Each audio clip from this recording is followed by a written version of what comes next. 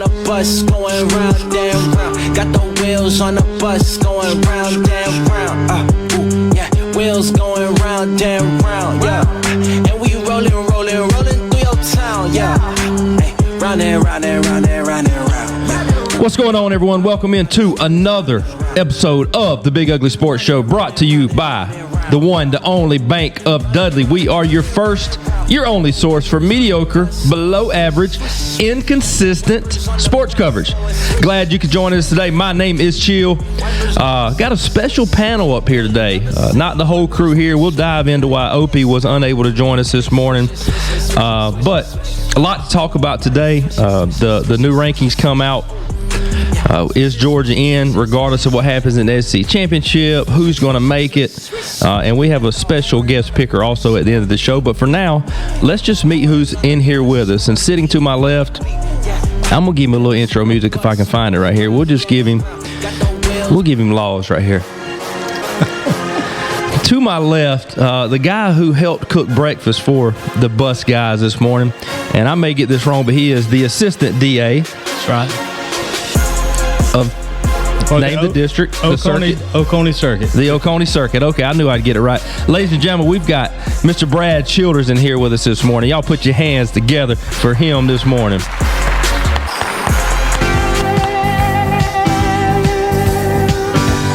Main event here. The main event. You know who he is, guys. He's a UGA graduate. He's a die-hard dog. He can make a bottle of mouthwash stink. His bottom row looks like he bit a brick. You can have anything, but you can't have his foam finger. He is the one, the only pride of Buddy Johnson Road. Stop what you're doing. Put your hands together for Adam Hoyt Hightower. Morning, guys. Morning, bud. Happy to Hey, be tell here. them about them dogs. They in the SEC Championship. Get Let's up. go, baby. They can't keep us out. Everybody being that natty. They need to hear you tell them what to do right here, Hype. Hunker down, hairy dog. Hunker down for the fight. There we go. All righty. I bet that sounds terrible over there. You can't hear the music. So, unlike most shows, we do have a special guest with us today, but we also have somewhat of a studio audience here. And really, before we even get going, Hype, just a major shout out to the Cruz brothers and Mr. Brad Childers for the breakfast this morning. Man, those are some of the best grits and bacon I've ever had. Wow, and you missed it because you weren't here yet, but Mr. Childers homemade from scratch biscuits. Oh my goodness! Got them this morning at 5 o'clock. Made them. Good gracious, that's some special treatment we just received right there. And I know you missed it, but Hightower had he took that biscuit, put a hole in the middle, put a little honey there, and just the perfect bite to open up. Yes, sir. Just dove right in the middle. And then I went back over the top with some more honey after. Man, it was, and that must be some local honey or something. That was good, good and thick. Well, we do appreciate you waking up this morning. It is Thanksgiving week. We're here on Wednesday morning, and so we had Cruz Brothers throwing down. They out there right now getting ready to throw down on some turkeys for Thanksgiving. So a lot going on over here at the Big Ugly Sports Crew studio. But we also have Mr. Childers' sons in the audience today, and you'll get to hear. They're probably thinking, why did my daddy get me up for this? Yeah, they'll say that on the ride home. One of them, though, is going to make a special guest appearance later on in the show, so make sure you stay tuned for that. But, hi, we got to talk real quick. No Opie today, and he did tell us in advance he wasn't going to be here, but I didn't find out till last night of why. So, yeah, explain. He was being a little bit kind of secretive, just kind of non-committal about the reasons why he couldn't be here. Man, I got to be at the office. We got stuff to do. A lot going on. He always acts like he's really busy, even though he doesn't really do anything. And then comes out, they got a pickleball tournament, office pickleball tournament that begins at 10 a.m. Now, meanwhile, I told him we're doing the show at 8. We're done by 9. You're there, right at 10. And you probably don't even have the first game, so you're there. And, looking at him, you can tell, nobody's going to miss him in any athletic event, no athletic competition. Are they going to be saying, man, we really needed him? He needs an hour to stretch, though. That's literally exactly what he said. And he wasn't saying that to be funny. He said, I got to have time to stretch. And I said, Opie, come on now. So his range is limited. In his mind, because he's probably got some pride. And is this mean, because he's probably out there right now. It's 8:24. They're playing at 10. He's probably getting loose. Does this mean more to him than others that he needs to improve? 100%, yeah. Prove who he is? That's how he is. He's like I said, he's not very athletic, but in his mind, he's a phenomenal athlete. Like he thinks he's Carl Lewis or somebody. You know, he think, but he's going to be out there. He's probably the guy that's wearing the tight leggings under his shorts. Boy, that's a bad sight. And you know, he's probably got some type of headband on or something like that, and cut off shirt. Oh my, that's a good visual right there. But he is the redhead wonder, so. Yeah. Does he prevail today? We'll end it with that. Does he? No, I'm saying rolled ankle early and sitting out rest of the day. Oh man! All right. Before we do talk some sports, though, and Mr. Childers will include you on this because me and Hightower kind of talked about it last year, but nobody will remember that. So I want to hear from you guys. What are your best Thanksgiving sides, meals, traditions, anything along with Thanksgiving? Like, what's something every year that you look forward to? And either one of y'all can lead out here. Well, I've got a funny story about Thanksgiving. When I was dating my wife, she's from Wrightsville, and I had an old Buick LeSabre. So I'm running late for Thanksgiving to be at her house. And she lived right down the road from where Herschel Walker's parents or mother lived. Nice. So, man, I'm hauling tail trying to get over there, you know. That Buick just floating. It's floating down the road, yeah. I miss that car. And I'm going around the curves, and I come around the curve, and there's this guy jogging towards me. And the man, I snatched it over, you know. And I missed him, you know, 5 foot, but still close enough it scared me. Oh, yeah. And when I go by, I look at him, and he looks at me, and it's Herschel Walker. And I'm like, oh, man. You about killed. I almost run over Herschel Walker. Now, where was Herschel at this time? Where was he? Was he at Georgia? No. This is after. This is 23 years ago. Okay. So, you know, obviously he was retired, and I think he was living in Texas, but he was home. But anyway, so I get there. I don't dare tell anybody what happened because they're all real close to him, and my wife's brother graduated with him. So fast forward. So you don't dare tell him you almost killed Herschel Walker. Okay. And I didn't tell anybody for a long time. So last year or the year before when Herschel was running for Senate, I met Herschel, and I told him, I said, yeah, you know, I got connections with you because my wife's family. He said, oh, yeah, you know, I know Jen, and I know the family and all. And I said, well, I got a story to tell you. So I tell him the story, and he says, well, I don't remember it. I said, well, I'm sure glad I didn't run over you. He said, well, I'm glad you didn't run over me, too. Well, you'd be remembered in history for... Oh, man, they'd have put me under the prison if I'd have run over her. Yeah, you wouldn't be sitting here today. No, sir. We wouldn't have had that breakfast this morning. What you got? What's a meal you look forward to, or a side, or just something? Well, fried turkey. I love fried turkey. I like my mama's dressing's pretty good. I have had some poor dressings over time, so my mom's kind of measuring stick. And aren't they all? Yeah. Gosh. Are you a yam guy? The sweet potato souffle. Oh. Love it. It's like dessert. That's what gets me with that. Like, should it not be a dessert? Nah. But you just eat it right there with your turkey. Man, it's good. Dressing. It's good. I like it. I could. Man, I'm looking out the door right now. The Cruz brothers, they got some kind of concoction they about to inject in this turkey. They pulling rosemary. No, that's the brine that the turkey's either sat in or going to sit in. It's amazing watching big folks work on food. Got that dip. Little Cruz got that dip in right now, just sitting just right. Yeah. All right, so for me, I'm a fried turkey guy. So, I told you yesterday, I'm fried. You know, as usual, mom and daddy. You know, dad's fried turkey is always the best. Daddy's steak's always the best. You know, it's hard to live up to. And so, I am trying my first fried turkey today. So, around lunchtime, y'all send up some prayers that I don't just blow up everything around me, set the house on fire, burn myself with 3rd-degree burns. You gonna video it in case it goes? You can put it on YouTube. I got the camera. I got the house camera up there. That's probably that'd probably get us some hits, wouldn't it? Me getting burnt. Dude, that'd be great. That'd be good for the brand. Just some maybe 2nd-degree burns. Okay, not too bad. You are kind of, you got a little experience with grease and whatnot after we went over to your house, watched the ball game, and my son threw that football and landed in the fryer. So we got I don't fry. We just have never really fried anything in my house, you know. Because you're so healthy. Yeah, look at me and tell. My wife don't like fried stuff as much as I do, but I bought one of those. I got on Walmart a couple months ago and bought one of those $50 sets, you know, fish cooker and this and that. Well, we had some buddies over, or I had some buddies over to the house for the Tennessee game. We did some wings, and that was the first time we had used it and fry some stuff up, and grease is good and hot and rolling, and we've got most of the wings cooked. And little High Towers boys out there throwing football to our other buddy Jelly. And my yard, I mean, it's not a huge yard, it's a good acre. There's plenty of room, Plenty of grass away from the fryer. Well, young Brooks throws the ball to Jelly, and I didn't see it. Jelly claims it was completely out of reach. He couldn't get a hand on it. It was a bad throw, but Jelly didn't move his feet. He could have knocked it out. Oh, yeah, for sure. Anyway, it landed directly in the grease pot, flipped the pot over, and just created a whole mess on mine. And it covered 2 guys in hot grease.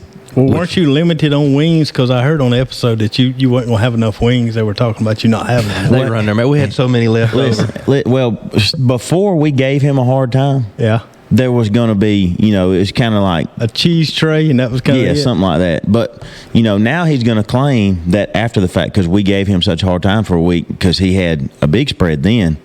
I had everything taken care of. It wouldn't have happened if we hadn't busted his chops about it. It all starts with Jay. Jay, when he hosts people every week in his house, I've come to realize, based on me hosting one weekend, you're going to spend $250 to have people over. Yeah. And he does that every weekend. And so when Jay goes to somebody else's house, he expects them to do the same thing. Meanwhile, in my mind, I'm thinking, we're going to watch the game.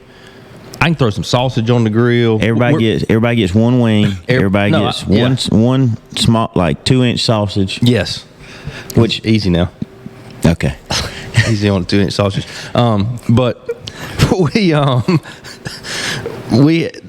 it wasn't going to be as extravagant as it ended up being, because in my mind, I'm thinking it's hang out time, watch the game, and then we'll eat a little bit. But Jay has set the bar. Well, and so they start blasting me about all this. That's where it comes back to. Why did you feel like you needed to host? I wanted my buddies over to my house. But what's so good about your house? Nothing. I just wanted y'all to come over. But then you complain about us having expectations when you know what Jay has created. Well, when I heard the episode, I really thought I was picturing like you're going to have like a tray of souse meat and some, saltine crackers, and that would be it. Well, I surpassed that. Give me rate it high. It was a solid 7.5. I'll take that. And my speakers let me down. They would have probably put me to an 8. I forgot about those speakers. Yeah. That wasn't factored in? No, that's 5.5. Oh. They went out like radio. No, they didn't go out. They just weren't as loud as the radio. Yeah, it wasn't good. In my book, it went out. I was like this listening to the game. Well, then you factor in the grease spill that your family created. Now I'm back up because y'all created that. He does have a really good setup. We're getting way off base here, but he got a zip line, he's got a trampoline, he's got a playground. He had a lot of good things for my kids to do, so I didn't really have to watch them that much. I mean, was it 48 degrees out there and the High Towers are barefoot? Sure. I thought they had to be freezing. My oldest son started crying because Jay told him he had to put a jacket on. He didn't want to put his jacket on. Oh, man. So, for me, Thanksgiving, I'm just your basic. I want the turkey, I want the dressing, and I want some sort of good dessert. So, Brad, what is your go-to food on Thanksgiving? It's going to sound crazy, but it's green bean casserole. Mm-hmm. I always go to that. And my wife, unfortunately, she will not make it for some reason. But my sister-in-law, her sister, will always make the green bean casserole just for me, and I'm like the only one that wants it. But that's what I kind of crave every year. Married the wrong sister is what some people are saying. You could have got that green bean casserole on the regular. I you better know. not comment on that.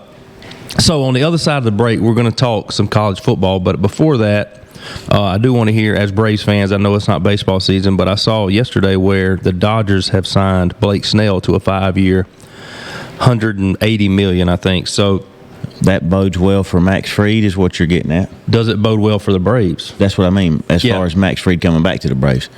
Or does it say that now Blake Snell got 5-year, 180? Fried's going to get more than that. Can the Braves afford that? So, based on that, one, I'm going to ask you.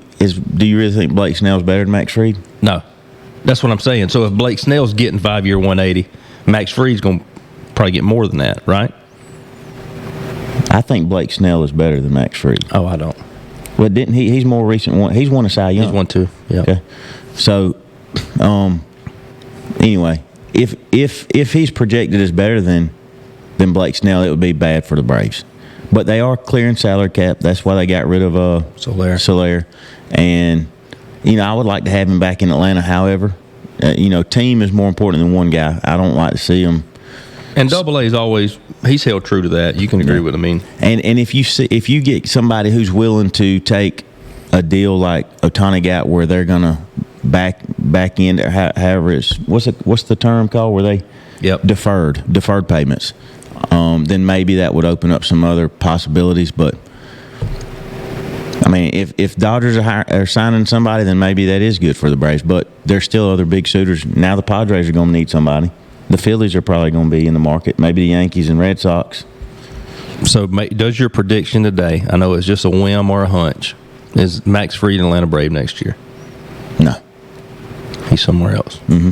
But with the way the Braves are clearing salary space, you got to feel like Double A's going to make a splash. Well, I know somewhere. He is on record saying he wants a left-handed outfield bat. Juan Soto. Man, that'd be good. That'd be real good.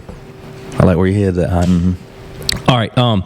It is time for our first commercial break. On the other side of the break, though, we are going to dive into the new playoff polls, if you will, whatever you want to call it, that were released this week, kind of where Georgia ranks stands, and just kind of a lot of things to hash out over the next over this week and in the conference championship game. So obviously we know what's going to happen. This is where you hear stuff like this first. So make sure you stay with us. We'll be right back. In the game of life, your choice of banks can make the difference between a championship performance and a trip to the showers. Since 1905, Bank of Dudley's been Middle Georgia's hometown banking team with a solid roster of banking products offering competitive rates and online services that help you cross your financial goal line. Come experience true relationship banking. Local people, local decisions, local banking. Bank of Dudley, member FDIC, equal housing lender. Go Dogs. This is Brad Meeks, owner of Brian's Giant Subs. Thanks for listening to the Big Ugly Sports Podcast. Come see us today to grab your favorite sub, 1632 Veterans Boulevard in the Oaks Shopping Center, Dublin, Georgia. For all your HVAC needs, please call Elite Comfort Solutions. We specialize in commercial and residential HVAC. The number is 833-483-HVAC, and the website is www.elitecomfortsolutions-inc.com. Call for a free quote today. Big Pete's Car Wash, located on Highway 80 across from Walmart in Dublin. Coming this fall. I hadn't washed my truck in 6 years. I'm breaking that streak this fall. Lord Sausage and Country Meats. Lord Sausage is great with every meal, breakfast, lunch, or dinner. It's especially good this time of year on the grill. Whether you're tailgating or getting ready to watch the game on TV with some friends, Lord Sausage and Country Meats has been around since 1928, so they can even remember when your team was good. But don't worry about that. When you have Lord Sausage on the grill, you're a winner too. Welcome back to the Big Ugly Sports Show, brought to you by the Bank of Dudley. We are on scene here at the Big Ugly Sports Cruise Studio in Cruise's extra house out here. So a lot going on around us again. We got a bird's eye view right here to the door being open, and them on the front porch over here just working these turkeys. I got about 5 or 6 of them out there. Spatchcock, what they doing? Spatchcocking them. Man, what a time to be a turkey. And so some good eating happening there. So let's talk a little college football. Before we do that, though, I've got some. I just want to get these out because I've screenshotted them. I've got 3 random facts. Okay, they don't have anything to do with football necessarily, but I just have been forgetting to talk about them on the show, and then we didn't have a show, and so a lot going on. So, did you know? Height, you dialed in for this? I'm locked in. That Tony Gwynn had more assists than he had strikeouts at 4 seasons. In 4 seasons at San Diego State than he had strikeouts in 20 seasons. Isn't that crazy? That is crazy. 596 assists in 4 seasons and only 434 strikeouts in his 20-year career. That is insane. Okay, another random stat, and I did this on November the 19th. And I wish Roger was here to hear this. Total touchdowns scored this year, individual. Okay, this was, again, up until November the 19th. Ashton Genty had 27 at the top, and then you've got a long list. You've got 10, looks like 10 or so people, Jalen Milroe, all these people. And then you know who comes in at 12? Carson Beck. Florida State. The whole team. Florida State's got 14. And so I wish Roger would have been here to hear that. And then my last fun stat that I saw, and I saw this on over the weekend, which this is wild to me. So Kentucky went out and played at Texas this past weekend. Kentucky's football program has been around since 1881. That's 143 years. When they went to Austin, Texas, that's the furthest west they've ever traveled for a game. That's right. Is that not wild? That is crazy. I mean, there's a lot of teams no bowl out west. games out there, which I guess they hadn't been eligible for a pile of bowl games. But That's wild, though. you know, Bear Bryant used to be head coach at Kentucky. Man, hey. Tony Gwynn he makes my all time, like, from when I was a kid in the '90s growing up. He's one of my all time outfielders. Where's he fall in the greatest to ever do it?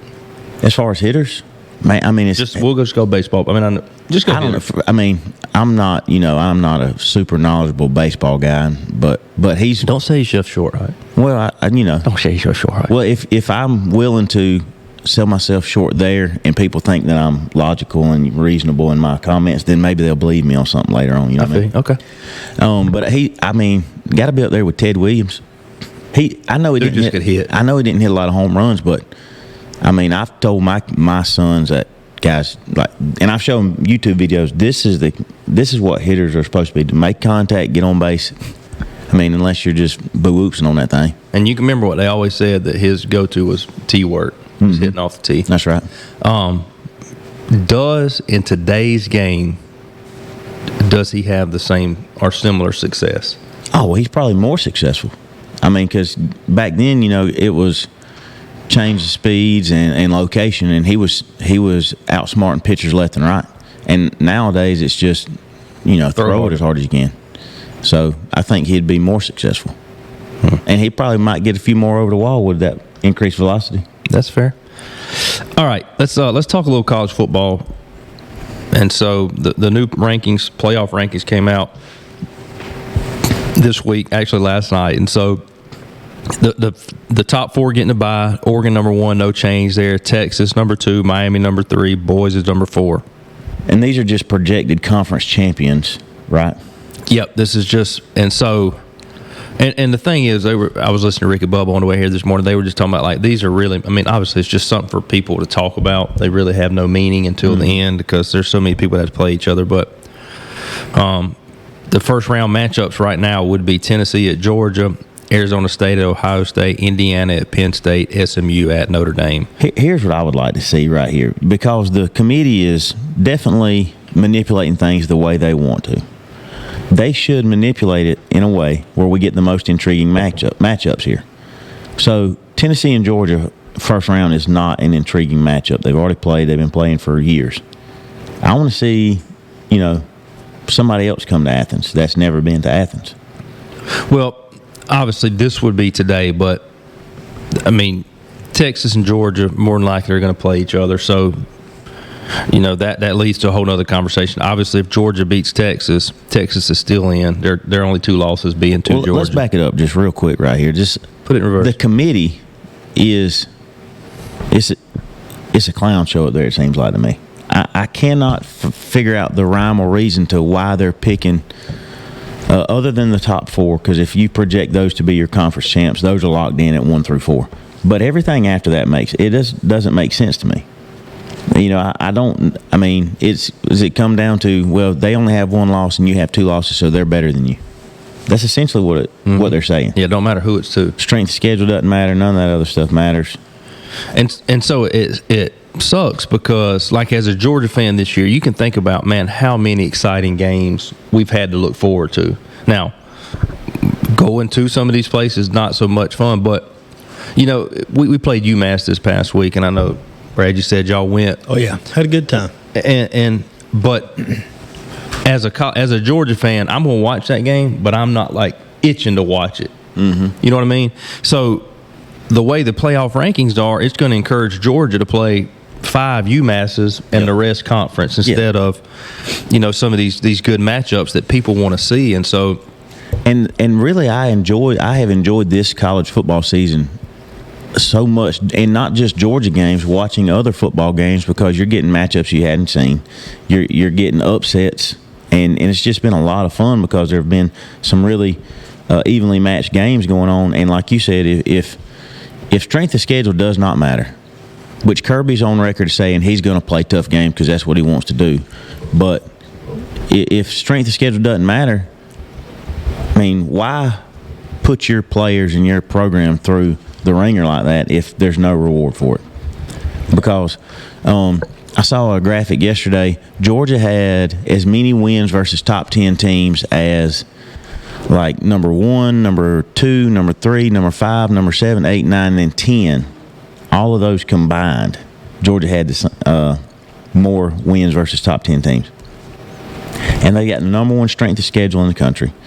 And their only 2 losses came on the road. And those are, playing on the road is difficult in any conference, especially versus, Ole Miss and Alabama.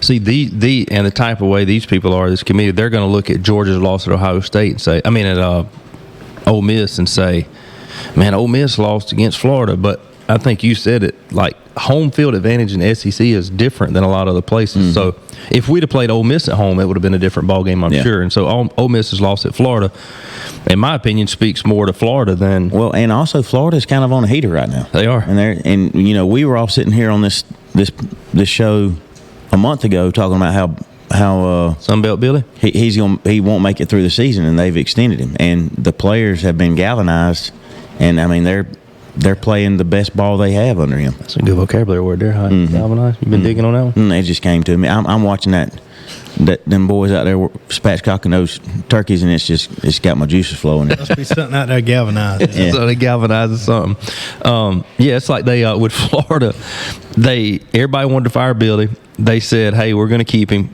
The week that they say they're going to keep him, they get boat raced at Texas, and then after that, they've turned it on. And so let's look at some of this, the projected conference championships, and see how these could have possibly adjust the college football rankings. So SMU and the ACC has clinched a spot in the title game. Miami, if they win at Syracuse, then they'll be in. If Miami loses to Syracuse, Clemson will be in. So either way you put it, SMU and Miami or SMU and Clemson are going to play in the conference championship. So let's start with that. Let's say it's SMU Miami, which is what it looks like. Miami loses that. Is the loser of that game out? The loser of that game has 2 losses. I cannot predict what the committee is going to do. That would put them at a 2-loss team, and to me, neither of their losses are versus very good teams. One of them was Tech. What did Tech be, Miami? Mm-hmm. But then it was on the road, which Bobby Dodd is not a difficult place to play in. It's a small stadium. Y'all ever been to a game at Bobby Dodd? Yep. It's not really nothing to write home about. No, it's not. But I can't predict what they're going to do. Do I think Miami maybe is a 12? Maybe, but I could see Miami in. Yeah. But then you got Oregon. Oregon win or lose. They're in the Big Ten championship game. Win or lose, they're going to be in. Yeah. Ohio State, if they beat Maryland, they're going to play. So now, if Ohio State loses to Oregon again, they'll be in. Still in. So Ohio State and Oregon are going to be in. Win or lose, they're in. About that. The Big 12, no team is clinched. It's a 4-way tie. Arizona State, BYU, nobody really cares about who makes it from there. And then with the SEC, obviously we've got Texas or Texas A&M. So yeah, on a side note right here, I'm looking for 3 tickets to the SEC championship game. If any of our 45 listeners have any, I need. And I'm going to release this one ASAP, Height. That way to get you plenty. We're going to release this episode, give you extra data. Thank you. Appreciate that. Now, I did tag you in. That was for 2, but I did tag you on Facebook. And now I just saw somebody has come on and said they had 3, and their last name's Hill too. But I think it's a bot. I think it's a trick. I'm gonna have you check later, see if you know. See if my kinfolk are. Yeah. Somebody will hear it and look out for you, Hype. Okay, so let's run some scenarios here with the SEC. If Texas A&M wins this game and beats Texas, Texas is still going to be in. They'll be in the SEC championship game. No, if Texas A&M beats Texas this week, Texas A&M, right? It'll be Georgia versus Texas A&M in the SEC championship game. But what I'm saying, if Texas loses, is Texas still in the college football playoff? Their losses would be to Georgia and A&M. They're currently number 2 with 1 loss. Yeah, they're still in. Okay. So then Georgia obviously has to beat Texas A&M to get in. A 3-loss Georgia with a loss to Texas A&M does not get in. I don't think so. Okay. Now let's reverse that. Texas beats A&M, and you've got a Georgia-Texas SC championship. Where's Georgia at currently? 8. Ooh. And 12 are in, right? 12 are in. You would probably need a little help to get in, but I would think that Georgia, a 3-loss Georgia with that loss coming to Texas, should get in. It's really difficult to beat a team twice, and you shouldn't be punished for playing in the SEC championship game. And they have said, the committees have said that they're not going to punish the losers if they were viable candidates to get in before. But you've already stated this committee is clearly don't want SEC. Yeah, there does seem to be some type of bias. I'm not real sure. And while we're talking about bias, it seems like the SEC, the folks over there that made the schedule were biased against Georgia. That's a tough schedule. It is very. And then the only difficult game that Texas plays outside of Texas A&M would be Georgia. And then you got people like Notre Dame who, I saw something online today where somebody was saying like the days of Notre Dame being able to play in a non-conference should be over with all the ramifications of the rankings and stuff. So then you got like Indiana. Does Indiana deserve to be, good for them on their season? Yeah. The one good team they've played was Ohio State, and they lost. And shout out to Quentin Clark, former West Orange Raider, who is now a freshman at Indiana. So do you guys think, we'll go to you here, Brad. I know we've kind of been running our mouths. No, it's fine.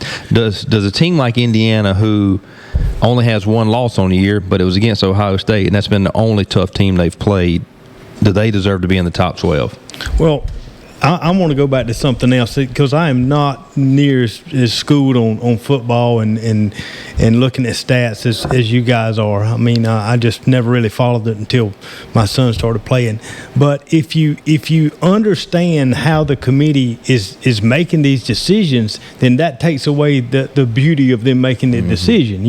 If you can predict how they're going to make a decision, then the shock and awe is gone.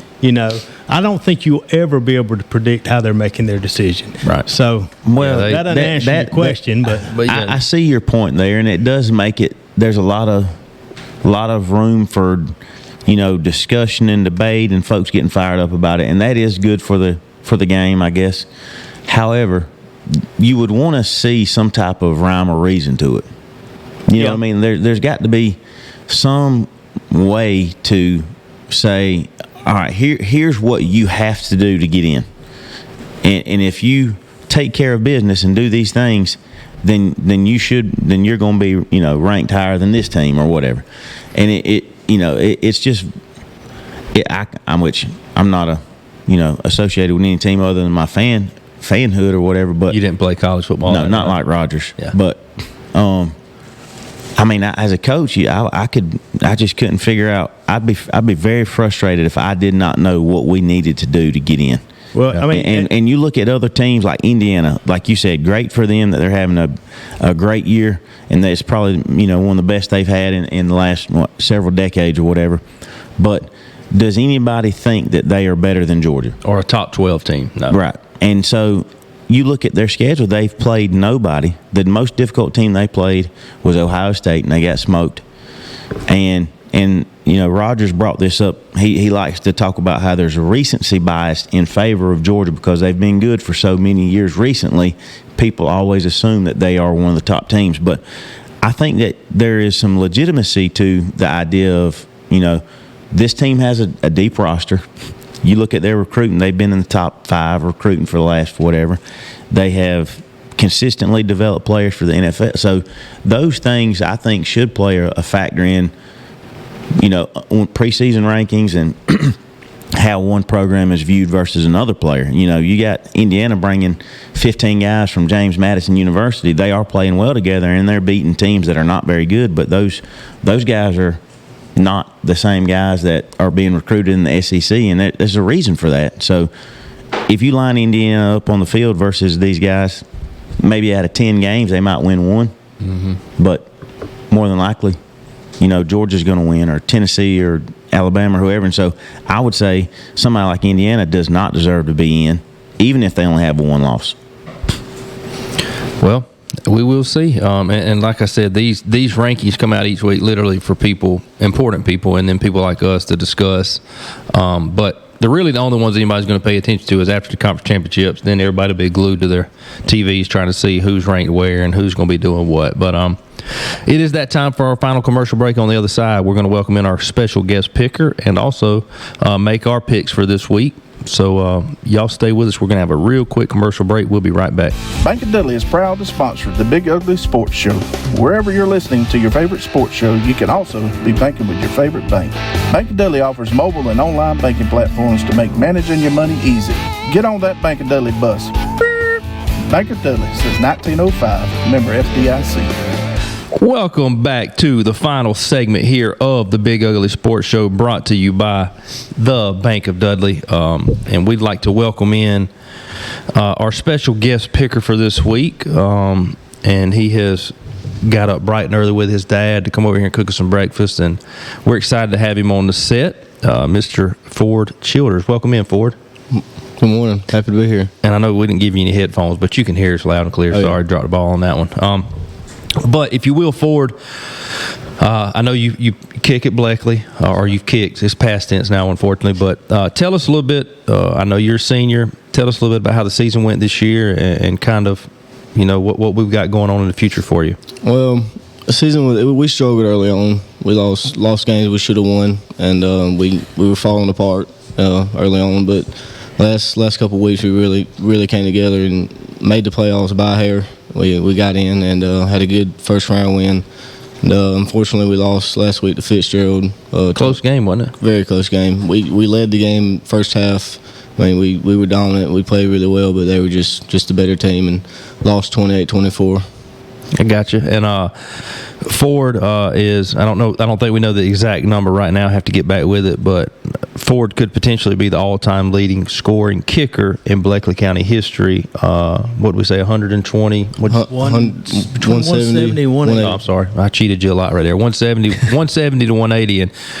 And height. That's a lot of points for a kicker, especially, especially at the high school level. I mean, gosh, I forget. Vaughn Laster, right? He's their head coach. Yeah. So, I mean, since he's been there, y'all have been a good program, scoring a lot of points. So, I'm not surprised that how many years did you kick? Started 3 years since sophomore year, and I played 2 games freshman year. Okay, so I mean that's not a surprise. I mean they put up a lot of points, and they've been a really good program. And for somebody kicking as long as you have, that makes sense. That's a lot of extra points and a lot of just field goal attempts in general to get 170, 100. Some schools don't even score that many total points. So congratulations on that, and just tell us a little bit about. I know you said we talked a little bit off air. You're waiting to see, you do want to kick at the next level. So you're just talking some colleges now and trying to figure out where you want to go. So you can kind of tell us, one, if you have a college in mind you want to attend. If you're not sure, then 2, what you want to study and things of that nature. I mean, I'm open to anything. I want to go as big as I can with college, biggest college I can go to. That's the goal. I just been posting on Twitter. That's where main recruiting is. Posting every week, kicking in the yard. I got a field goal in my yard. I go out there about every day, just lifting, trying to just get stronger every day. Do they have camps or anything you can go to kick at? I've been to Cole's Kicking. I've been to many of them camps. Probably in January or late December they'll have a showcase. Probably will attend one of them. He went to Georgia. I went to invite only camp back in June. Yeah. Okay. Nice. Had a good conversation up there with Adam Ray and Coach Kurt Benedict and Coach King. Those are the special teams. Well, Height's a UJ grad. He's got an inside. Kirby Smart and him if you need him to put in. Yeah, I got Kirby on speed dial, so I'll be sure to reach out to him. Just a text message on that. Yeah, I got you. Do you have any idea what you want to do after school, or what your plans are? Not real sure yet. Thought about something ag. Plenty of time left. I mean, Dad is a lawyer. He told me not to be a lawyer, though. So that's the most dignified way to starve to death. So not doing that. Oh, man. Well, man, congrats on a really good high school career. And I know, like I said, I worked with Coach Nobles and Coach McLean, and I know of Coach Lasser. So some good guys over there leading that program. And just congrats to you on a successful career. We wish you the best. He's being a little modest, though, because he's not telling you. He also is weightlifting and with Stacy, so he's was third runner-up in sophomore? Third sophomore year for the 140 under single A, and then second last year. Nice. And, this year we'll start that. We went second semester in January. Hoping to bring home the state championship this year. Absolutely. Hey, one thing you got to know at this table, we don't be modest. No sense in it. No sense. Hey, if nobody else going to brag on you, brag on yourself. That's our motto on it. So I do want to know, though, if we were to line up on a football field right now, no rush, no nothing, you just got the person of your choice holding the ball on a tee, how far you think you can kick it? Well, in the game, my furthest is 37. In the practice, just with the holder and the snapper and the tee, or now the ground, but my longest is 52. Oh, so that's a long way. Nice. That's a poke right there. Oh, yeah. Where do you think you could go from height? 17. I can't even kick soccer style. I'd have to go with those square toe shoe like we used to have when I was in school. I mean, whatever works, Yeah, and I couldn't kick it far then, but my foot don't really function. Like foot don't function? Not like that. No, it's weird. You ain't never seen me try to kick a ball though. It's bad. It's bad. You never seen me try to kick a ball. It's bad. Really bad. It's ugly. So he didn't get it from you. No, he did not get. He got it all on his own. I don't know. Maybe he's not my kid. I don't know. That's the Wrightsville coming out in what it is. All right, let's get our picks going for this week. And so obviously we didn't have a show last week, but Coach Respert the week before 2-8. I mean, 2-8 seems to be the going number for our. There ain't no way I was 3-7. Yeah, there is height. I mean, it's just, I know that's hard for you to believe, but I beat you this week, 5-5. So let me update the standings. Sitting in first place right now, 3-7. I did put our games in for like 3-7. OP's up to 58 and 52. In second place, Height went 3-7 also, and he's 56 and 54. That was the week before, right? Not last week. I think because I didn't. Nobody submitted anything last week. I didn't. Yeah, we did. You did. Okay. Anyhow, and then Chills in third after a 5-5 week at 49 and 61. And because Raji didn't send his, I was glad to give him that 0-10, which catapulted me ahead of him. And so he's at 46 and 64 in fourth place. And so, as we sit here today, Ford, we have a prize at the end of the season for our highest picks. Okay, 6-4 right now is the top shelf. Okay, that's slightly above average. And that really sums up us in general. And obviously all the people that follow us are also slightly above average or well below average. So I'm anxious to see how you can do. So let's dive into this week's picks. We will start. Height, you want to lead us off here? Tennessee minus 10.5 at Vandy. Tennessee minus it's rivalry 10. Week. Ooh, gosh.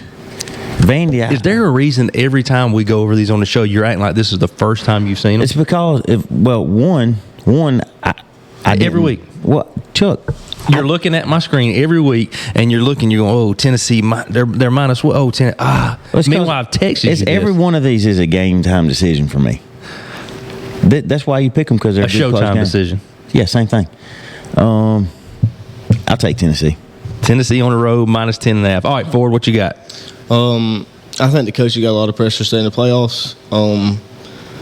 Vandy only lost to Texas by 3, so I think Vandy covers. I like it. Give me Vandy as well. You know, hey, who said that Vandy is not a tough place to play? Nick Saban. Nick Saban said it, and so Bama found out the hard way. I believe Tennessee. I don't know if they'll find out the hard way, but 10.5 points is a lot of points to cover. So give me Vandy in Nashville to cover the 10.5 points. All right, Ford, we'll lead out with you right here. We'll go to the South Carolina plus 2.5 at Clemson. And we didn't talk about it a while ago. Clemson is the first team out on the playoff rankings. So they could technically win, get some help, not play in the ACC championship, because if Miami wins, they will. And Tennessee could backdoor them way in, but they need to win this game. So who you got, Ford? I think it's going to be a really close game, obviously by the point spread.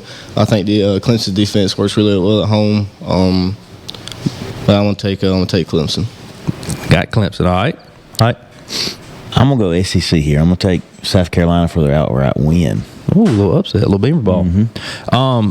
Yeah, South Carolina's been playing really good, but I think Clemson's got it clicking. I think, like Ford said, Clemson's defense will be the difference in this game. And shout out to our guy, Nick Easton. We've said a million times on here, the defensive line coach at Clemson. And also, has Kennesaw State named the head coach? I don't think they have they? But I saw an article the other day online that had 4 potential candidates, and Nick Easton was one of them. So he does want to be a head football coach at the college level, so that would be awesome if he got Kennesaw, because then the bus team will be regulars at the Owl games. But give me Clemson. Give me Clemson to cover. So All right, next, I'll lead us off here. We got Auburn plus 11.5 at Alabama. Things are tough in Tuscaloosa. Auburn with a big win, an overtime win this past week against A&M, and then, Bama with the just absolute crushing defeat at Oklahoma. So it is the Iron Bowl. That was bad. That's as bad as I've seen Alabama play. And Jalen Milroe looked like he didn't have a clue. Oh, man. I'm like, where was this dude against us? I enjoyed it. I did too, because it was good to see Bama. Even though we didn't beat them, they're not going to make it in, I don't think so. But I do think Alabama wins at home. I think Auburn is not that good. 11.5 is a lot of points, but I think Alabama's playing for some pride now. They had a gut check, and so give me Alabama. Ford, what you got? Yeah, I think Alabama's going to come out swinging, especially from that loss last week. So definitely going to take Alabama at home. Okay. All right. Well, I got the Cruz, but if you hear it in the background, that's a little sink action. Cruz Brothers been working hard out there trying to clean off now. They should have hosed off in the yards. What they should have done. Yeah, I'm gonna take Alabama too, man. I don't know if you can tell. I got my Invisalign back in. Do so, you? Yes, I couldn't tell. My S's. I like it. But I'll take Alabama. Give me Texas. All right, lead us right back off, Hyde. I want to hear you, Texas. I want to hear the list. We go ham right here because we got Texas -6 at Texas A&M, and both teams playing for a shot in the SEC championship game. Oh, man, I'm gonna go Texas A&M here with the upset. Oh goodness, going A&M with the upset. Yeah, upset. So outright win at home. Sorry, I did not mean outright win at home. I meant with the points. Oh, my, he's already scared. Scared money don't make money. You're right. Ford, what about you? So correct me if I'm wrong, but whoever wins this is in the SEC championship, right? That's right. That's correct. I think Texas A&M is going to put up a fight. They had a big loss last week in 4 overtimes. Missed that catch there at the end, but I think Texas is going to win it. Good call. Yeah, I think Texas, regardless of who, I know Quinn Ewers has had some ankle issues, so regardless of him or Arch Manning gets to start, I think Texas is going to cover this game and win. The 12th man is going to be rocking at A&M, a lot to play for.